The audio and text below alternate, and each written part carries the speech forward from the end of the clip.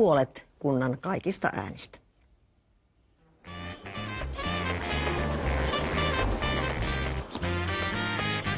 Tämä on Kihniö, ainoa kunta, jossa perussuomalaiset saivat yli puolet äänistä viime eduskuntavaaleissa. Presidentinvaaleissa kävi näin. Keskusta ja kokoomus keräsivät puolet äänistä, perussuomalaiset pääsivät 3. sijalle ja kristilliset kiilasivat vihreiden ohi.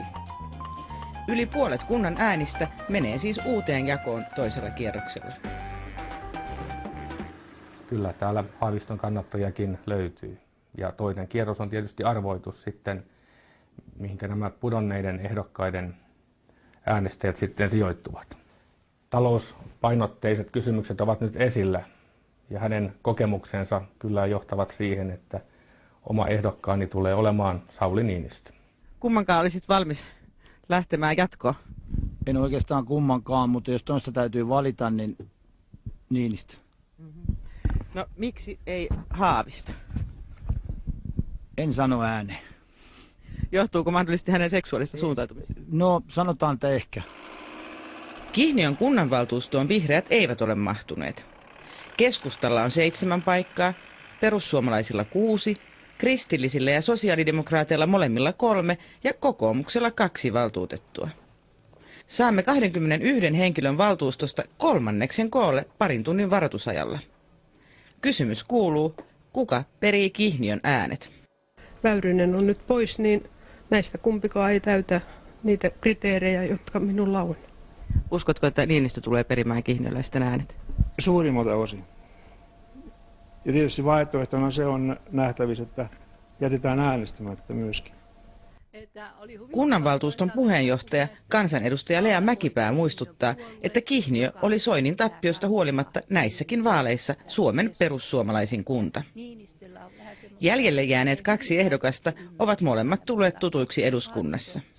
Haavisto istuu minun rinnallani ja aina kun mä tulen siihen, niin hän ottaa tuolin ja laittaa sen mulle valmiiksi, että hän on kyllä herrasmies. Ja mitä Niinistöstä sanotaan, niin monet alammaiset ovat sanoneet, että hän on kyllä aika ankara. Niinistö on nyt sinun valintani. No näin sanon nyt tässä, että se on tällä kertaa minun valintani. No miksei Haavisto kelpaa sinulle? Armeijan ylipäällikkö ei minun mielestäni voi olla oikeastaan siviilipalvelumies. Tämä seksuaalinen suuntautuminen niin kristillisten arvojen vastainen. Tässä lukee, että Soini sanoi Ylen ruotsinkieliselle uutistoimitukselle, ettei hän testamenttaa ääniä, mutta saattaa itse äänestää Haavistoa. Onko tämä siis virhe? Eikö hän sanonutkaan niin?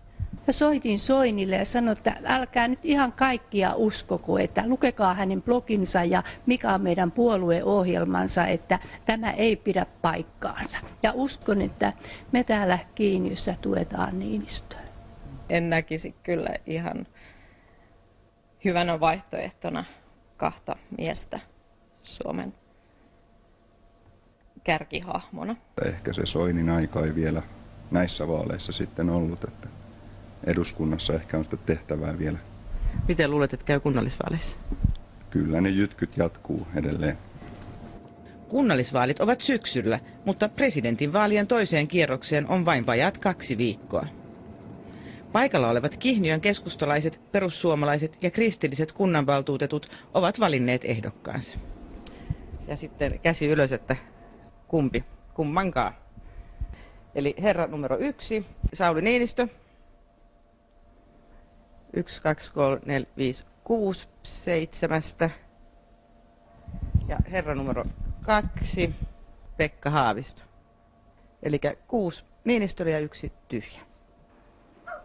Ainoastaan paikallisen kaupan pihassa Haavistolle heruu edes hieman sympatiaa. Kummankaan olisit seuraavalla kierroksella? No Haaviston. En äänestä kyllä kumpaakaan. Voisitko ajatella äänestävässä Haavistoa? No en mä tiedä, ei se nyt ihan poissuljettukaan ole.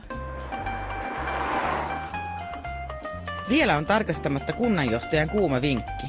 Kihniön asiat pannaan kuntoon Huoltamon pikkuparlamentissa. Paikalle kiiruhtaa kristillinen kunnanvaltuutettu, joka syyttää vaalituloksesta kansanäänestystä. No nyt minusta se toiseksi paras eli Väyrynen ei päässyt tähän loppukisaan ollenkaan. Eli sinä haluaisit valitsijamiehet takaisin? Kyllä.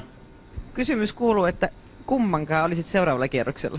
No kyllä kai se toi Niinistö on ihan selkeä, että ei mulla ole siinä niin kuin vaihtoehtoa. Niinistö. Minkä takia? No, omasta mielestä se vaan tuntuu siltä oikealta.